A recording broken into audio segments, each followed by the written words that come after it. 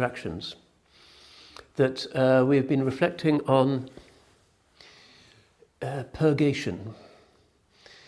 Often nowadays we feel that we are overweight in too many ways. We are carrying a lot, not just an excess around the midriff, but also too much going on in our lives, too many plates to spin, too many engagements to keep, and this can be quite difficult for those who try to maintain a spiritual mindfulness and focus.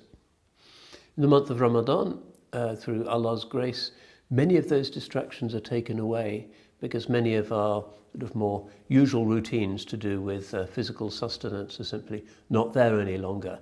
The desk is cleared, as it were. It's quite a Zen time. But nonetheless, we find ourselves weighed down by so many distractions. And this is quite a useful time of year to take stock, to clean out the attic, to engage in spring cleaning, to think about what we need and what we probably will never need, and throw out, or better still, give to the food bank or give to the charity shop that which others will benefit from more than we could. And there is in this divestment, this tajreed, to use the traditional Islamic term, a tremendous sense of lightening of the heart, that we are not carrying so much. Naja al-mukhifun is the Arab proverb, which means something like, those who travel light reach the destination more easily. Naja al-mukhifun, literally, those who make light are saved. So one of the most useful things we can do for the rest of the year in the month of Ramadan is to see which of our worldly activities and encumbrances we would be better off without. Will the ship of our Islam float more safely if we throw overboard some unnecessary weights? Well, one thing that we can certainly do is to think about the appalling inequalities which are constantly growing in today's world. And just contemplating them and not doing anything about them within one's own compass and capacity is another weight that drags us down, adds to our sense of guilt and shame. Too often Muslims who migrate, perhaps for religious reasons or perhaps for worldly reasons, find themselves encumbered. Their arteries are clogged. They just have too much of that dunya for which they migrated. And this leads to sometimes mental health issues, sometimes a general sense of anxiety. Somehow, the more we have, the less tawakkul we seem able to cultivate. Logically, it might have to be the other way around, but this tends to be the way it is. With too much in our accounts and our pockets and our credit card balances, more than we could reasonably need, there is a certain hardening of the arteries of the spiritual heart, and we feel this.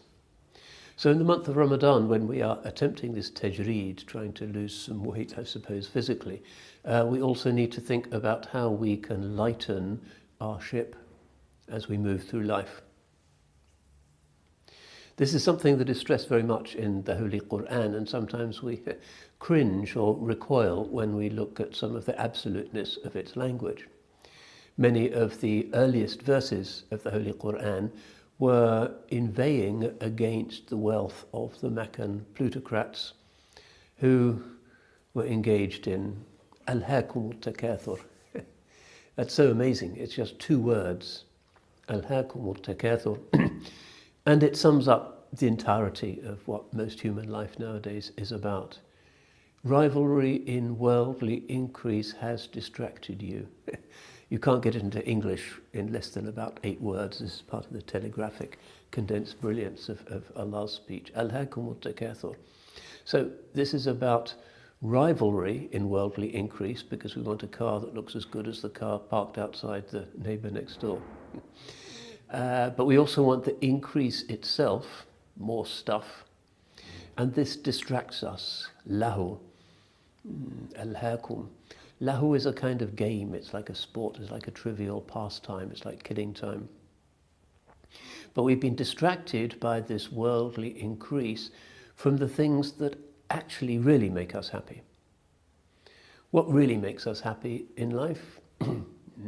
Faith, family, friends, things like that. And those are not really conditioned upon how much you have in your bank balance. Family is so much more important than all of the striving we do for worldly increase. Go to any graveyard of any religion and you'll see what is on people's gravestones. It's about God and it's about family. It'll say a much missed grandfather or nan, or that's always the language. It doesn't say the late lamented managed to become chief executive of the personnel department at Unilever. You never see that on a gravestone. So this capitalistic society is moving us away from what, in the end, until we visit the graves, حتى زرتم المقابر, turns out to be the most important thing. When everything else is stripped away, we realize what is important. It's not going to be the head of HR who's sitting at your deathbed.